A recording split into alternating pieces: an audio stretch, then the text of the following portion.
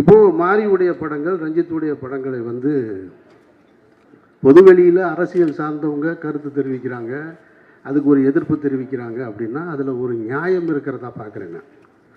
ஒன்று ரொம்ப நாளாக அடிச்சிட்டோம், அப்படியே அடி வாங்கிட்டே இருக்க வேண்டிய என்ன, திடீர்னு என்ன உங்களுக்கு எங்கேருந்துடா வருது இந்த தைரியம் அப்படின்ற கேள்வியாக இருக்கலாம். இல்லை நடந்தது நடந்து போச்சு, அதெல்லாம் ஏன் வெளியில் சொல்கிறேன், நாங்கள்லாம் பெரிய மனுஷனாகவே வாழ்ந்துட்டோம் இங்கே அப்படின்ற எண்ணமாகவும் இருக்கலாம். அது அரசியல் சார்ந்தவர்கள், அந்த அமைப்பு சார்ந்தவர்கள் சொல்கிறாங்கன்னா அதில் ஒரு லாஜிக் இருக்கிறதா பார்க்குறேன்.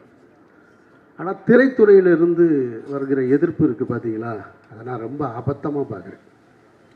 அதில் ஒரு இயக்குனர் வந்து ஒரு தொலைக்காட்சி ஊடகத்தில் இந்த திரைப்படத்தை பற்றி பேசும்போது ஒரு பாடல் பாடி காமிக்கிறார். நீங்கள்லாம் பார்த்துருப்பீங்க. ரொம்ப கேவலமாகவும் குரூரமாகவும் பைசன் பைசன் பைசன், அது ஒரு பாய்சன், அந்த குரலே நாராசமாக இருக்குது. அதில் இது வேறு. நான் கேட்குறேன், உங்ககிட்ட உண்மையிலே கருத்து இருந்ததுன்னா, அவர் ஒரு கருத்து வச்சுருக்காரு, அந்த மீடியாவை ஆர்ட்டாக அவர் எடுத்துகிட்டு வந்து அதன் மூலமாக ஒரு அரசியல் சொல்கிறார்.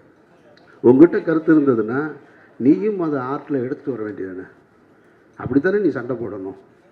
அதை விட்டுவிட்டு ஒருத்தர் ஏன் எடுக்கிறான்ற கேள்வியை வந்து அவதூறு சொல்லக்கூடாது.